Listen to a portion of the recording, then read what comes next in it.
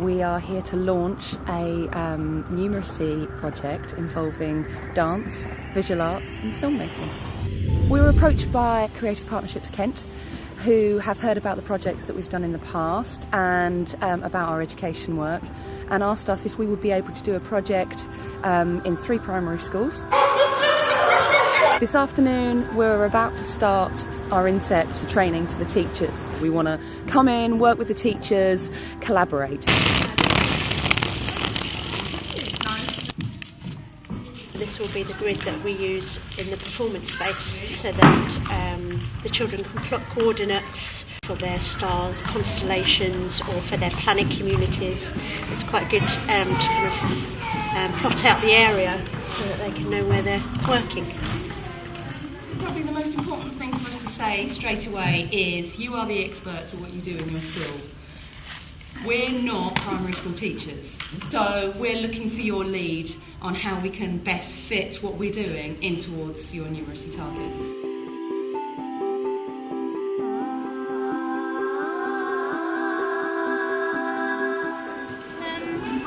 I'm looking at using origami to create stars, using folding and tessellating patterns. I think it's quite an interesting art form that uses all the different shapes, triangles from rectangles, and how that would work. How comes mine doesn't look like that?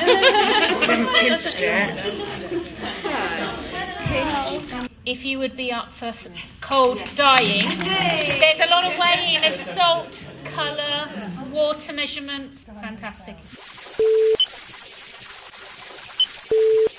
We knew very little. We were just told we were doing a dance and numeracy project and we had to be at a school to do some training, and that's all we knew. So we turned up and obviously we were quite sceptical about the thought of maths and dance. We got to experience what the children would be experiencing. So we got to experience some of the creative making, we got to experience some of the dancing, we got to see how it would all be set out and what we would have to do as teachers to see the whole project through. Up there is north. If I shout north, you all have to run up there as fast as you can. And when you get to north, you have to stretch up as tall as you can. So show me something really tall. I mean really tall. We've been using a selection of warm-ups, which I can now use in my dance sessions. How we can move differently across the stage, how we can put our bodies into different shapes, how we can use different levels, how we can work as a team, how we can produce a dance all together as a class. So this is our horizontal shape. From our horizontal shape, and we're listening, we're going to go into a spin. Yes, and then we go back into our...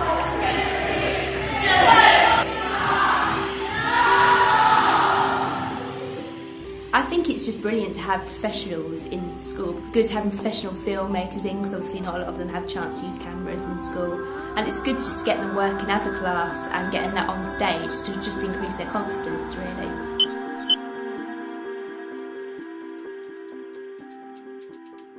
Wizard of Oz and the Tin Man. Yeah. He's oiled, he has his joints oiled, doesn't he? So he doesn't squeak. So that's what we're going to do. We're going to mobilise all of our joints so that they're all smooth and subtle so we can move.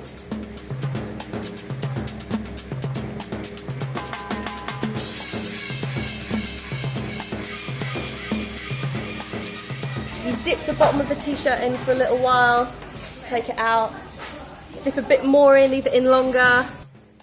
I'm new to the school and I'm new to teaching, so it's all been quite exciting so far. We've been weighing out and measuring dyes and dyeing their costumes. We've also been making a kind of Martian landscape that's been filmed as well, and that's going to be shown in the background of their performance. So they've been doing lots of making, lots of doing, and lots of measuring, and it's been good fun.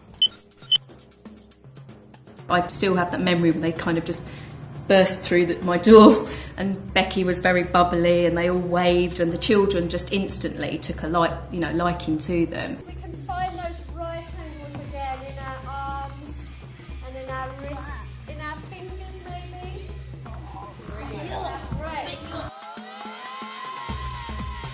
Now, 2, 3, I think it's suddenly come together now. Yes. It did look good when we watched it this morning. Yes, yours did. Yes. I just hope mine Of course. The children who have problems with classwork and struggle with the literacy and numeracy work, but then they sort of flourish in this sort of situation where they're encouraged to move and be creative. And a lot of those sorts of children have actually sort of come out of themselves a lot more. I was quite sceptical, thinking, there's no way certain children in my class would actually participate. I didn't think they'd actually join in to begin with at all. One particular child in my class I didn't think would come in even on the first day, and he's come in. I mean, he's had a few wobbles, but in the main, he's really enjoyed it.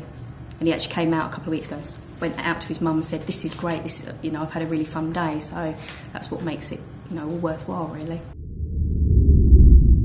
It's a really lovely memory I have of the last day. All 3 schools finally coming together and bringing all of their work, their costumes and their set, and the film had all been edited together into one piece.